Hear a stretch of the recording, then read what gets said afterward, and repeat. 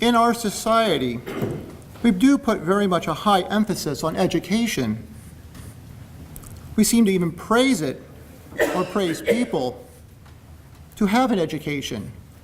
We very much encourage people to have an education because we place so much value on education because of knowledge. For if we gain knowledge from our education, we are able to act wisely and prudently in the world with the people around us. Knowledge in itself is good. It helps inform our decision-making so we can eventually make proper acts. If I know a refrigerator that keeps something cooled and cold, I know that I can put things into it that needs to be kept cool. But however, the use of knowledge is greater, which is prudence as wisdom. Back to our example, we should be wise to put milk into the refrigerator to keep it cold, so it will not spoil. It's not wise to leave it out on the counter so it spoils over time. But we need a source so that we can act wisely. We need an example, a teacher of such, so it can teach us wisdom and grow in wisdom and be a light to others. Who do we look to so we can attain wisdom?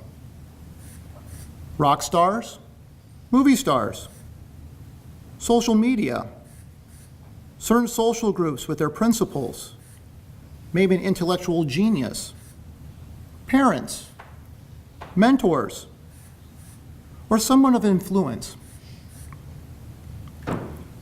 In today's gospel, 3 wise men point to us, our source of wisdom, who is God.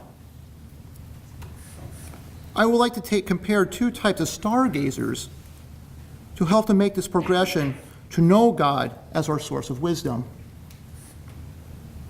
One is Jack Horkheimer, and the other is the 3 wise men. Now, to give background to who Jack Horkheimer is, he had a program on PBS around midnight, and he would talk about astrology. He would give info to viewers about the different actions that the stars and planets were going to do or will do, so others could go out and see for themselves these great wonders. At times, certain formations of stars and planets would only happen once in a great while. Jack had the wisdom and knowledge to show the science of astrology to others, that they may see for themselves the actions of the stars on a natural level.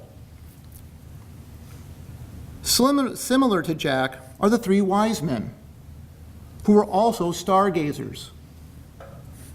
The difference between both of them is that the stars and planets movement could speak in another way and give us supernatural wisdom beyond what nature could speak. The gospel points this out with a star. For these wise men, this was a great wonder. There had to be a meaning behind the star. So with their knowledge and their pondering, they concluded that there was going to be a great king to be born to this world. So the wise men pursued the light of a star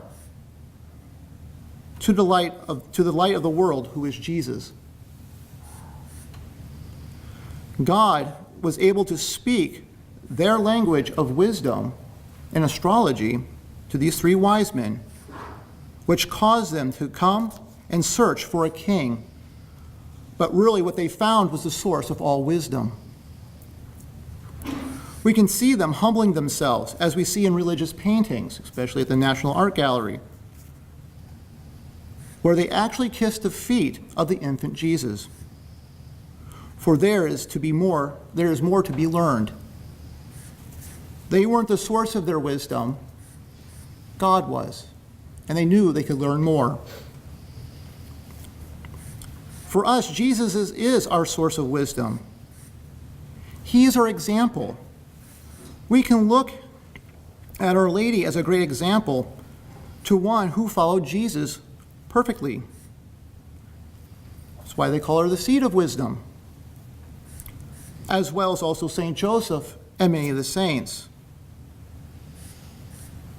However, many of you today are just like those three wise men. You traveled here by car to a church to see Jesus in the tabernacle, to receive his word at the lectern, and to understand the wisdom of God. However, you will also receive our Lord at the altar, at Holy Communion, during the Eucharist.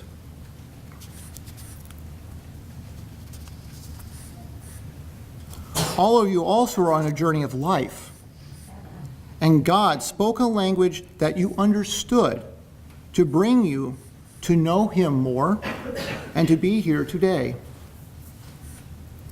so you can learn and understand the wisdom of God.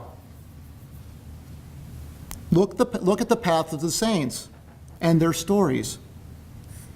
There you can see the wisdom of God at work in them, and an example to us.